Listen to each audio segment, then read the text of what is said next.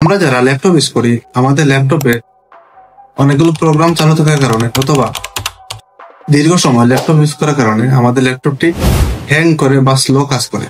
তো সেক্ষেত্রে আমাদেরকে অনেক প্রবলেম ফেস করতে হয়। তো আজকে আমি আপনাদেরকে 5টা কমান্ড দেখাবো। আপনি যদি এই 5টা কমান্ড প্রপারলি আপনার ল্যাপটপ বা পিসিতে অ্যাপ্লাই করতে পারেন, তাহলে আপনার ল্যাপটপটি আগের থেকে অনেকটা ফাস্ট হয়ে যাবে। তো ভিডিওটি শুরু করার আগে আমি আপনাদেরকে বলতে চাই, আপনারা যদি আমার চ্যানেলে নতুন হয়ে থাকেন তাহলে অবশ্যই আমার চ্যানেলটি সাবস্ক্রাইব করবেন, যেন পরবর্তী কোনো ভিডিও আপলোড করলে আপনাদের নোটিফিকেশনে চলে যায়। তো এটা হচ্ছে আমার ল্যাপটপের ড্যাশবোর্ড। এখানে আসার পরে আপনারা এই সার্চ বাটন আছে না, এটাতে ক্লিক করবেন। ক্লিক করার পরে এখানে রান লিখবেন। তো আমাদেরকে 4টা কমান্ড এই রানের মাধ্যমে করতে হবে। তো সেক্ষেত্রে আমরা এই রানটাকে টাস্ক বারে রেখে দেব। ইনটু টাস্ক বার দেওয়ার পরে আমরা এখানে এই টাস্ক বারে চলে আসছি। আপনারা এটা যে কোনো জায়গায় রাখতে পারেন। তো আমার এটা এই জায়গায় থাক। তো আমরা এখানে সার্চ বারে না গিয়ে এখন রানে যাব। রানে ক্লিক করলাম। এখানে প্রথমে যে কমান্ডটা লিখবো সেটা হচ্ছে প্রিফেচ। লেখার পরে আপনি ওকে দিবেন। তারপর এই দেখেন আমাদের এখানে কত অপ্রয়োজনীয় ফাইল এখানে জমা হয়ে আছে।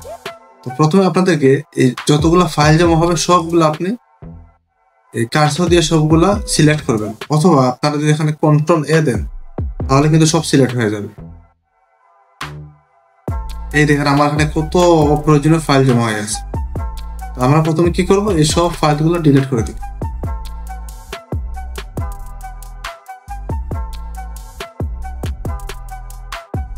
তারপরে সবগুলো ডিলিট হয়ে গেছে। তারপর ট্রাই এগেন টিক মার্ক দেওয়ার পরে ট্রাই এগেন দিলাম।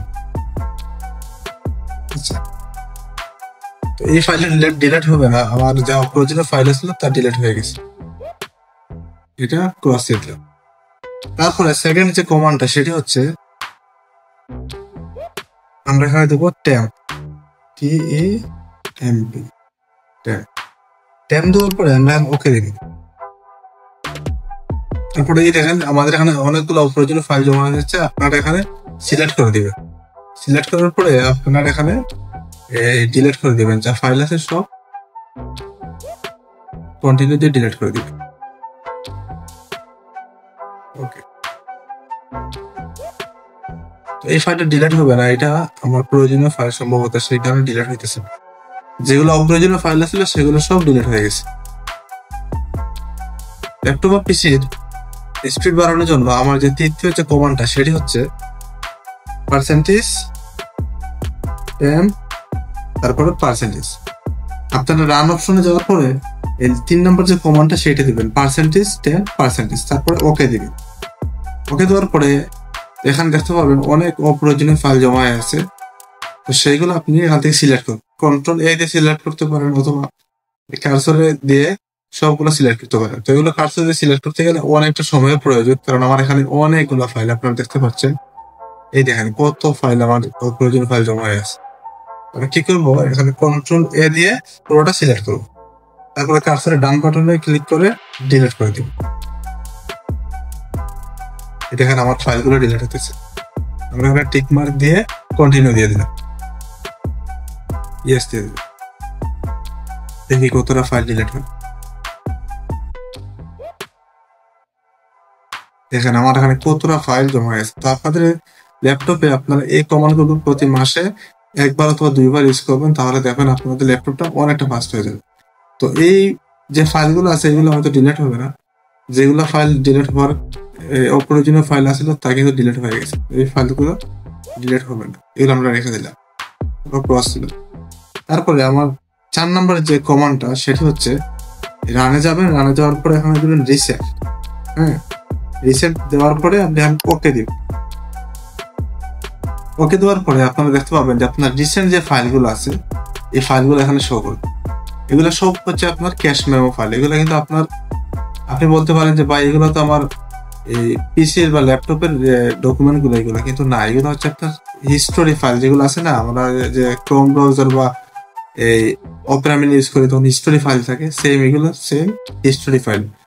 তো আপনার এগুলো ডিলিট হয়ে গেলে আপনার মেইন ফাইলগুলো কিন্তু ডিলিট হবে না। তো সেক্ষেত্রে আমি কন্ট্রোল এ দিয়ে ডিলিট করে দিলাম। সিলেক্ট করলাম। সিলেক্ট করার পরে কার্সরের ডান বাটনে ক্লিক করলাম। তারপরে ডিলিট করে দেব। দেখেন আমার সব রিসেন্ট যে ফাইলগুলো ছিল, ক্যাশ মেমো ছিল, সব ডিলিট হয়ে গেছে। তো ল্যাপটপ বা পিসি ফাস্ট করার জন্য আমার যে 5 নম্বর যে অপশনটা, সেটি হচ্ছে আমরা যে এই 4টা কমান্ড যে দিছিলাম, এই 4টা কমান্ড যে ডিলিট করছি যে ফাইলগুলো, সেই ফাইলগুলো কিন্তু রিসাইকেল বিনে জমা হয়ে আছে। আমরা সহজে সেটা দেখতে পারি।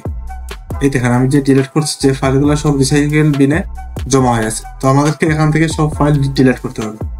তো সেক্ষেত্রে আমরা কার্সরের ডান বাটনে ক্লিক করব। ক্লিক করার পরে এমটি রিসাইকেল বিন এটাতে ক্লিক করব। এটাতে ক্লিক করার পরে ইয়েস দিয়ে দিন। তাহলে আমার ফাইলে যা অপ্রয়োজনীয় ফাইল আছে সব ডিলিট হয়ে যাবে। টিক বাটন দিয়ে দিলাম। এই দেখেন সব ফাইল ডিলিট হয়ে গেছে। রিসাইকেল বিনে আবার ঢুকলাম, দেখেন আমার কোনো ফাইল নাই, এই ফাইলটা আছে, এটা দিয়ে ডিলিট করা লাগে। ইয়েস, তারপরে স্কিপ দিয়ে দিই। সম্ভবত এই ফাইলটা ডিলিট হবে, এটা 0 কেবি। আচ্ছা, যা যা ডিলিট হওয়া সব ডিলিট হয়ে গেছে। তো আপনারা প্রতি মাসে এরকম 1বার বা 2বার আপনারা এই কমান্ডগুলো ইউজ করে সব অপ্রয়োজনীয় ফাইল ডিলিট করে দিবেন। তার ফলে আপনার ল্যাপটপটি আগের থেকে অনেকটা ফাস্ট হয়ে যাবে। তো ভিডিওটি আজকে এই পর্যন্ত ছিল। দেখা হবে নতুন কোনো ভিডিওতে। সবাই ভালো থাকবেন। আসসালামু আলাইকুম।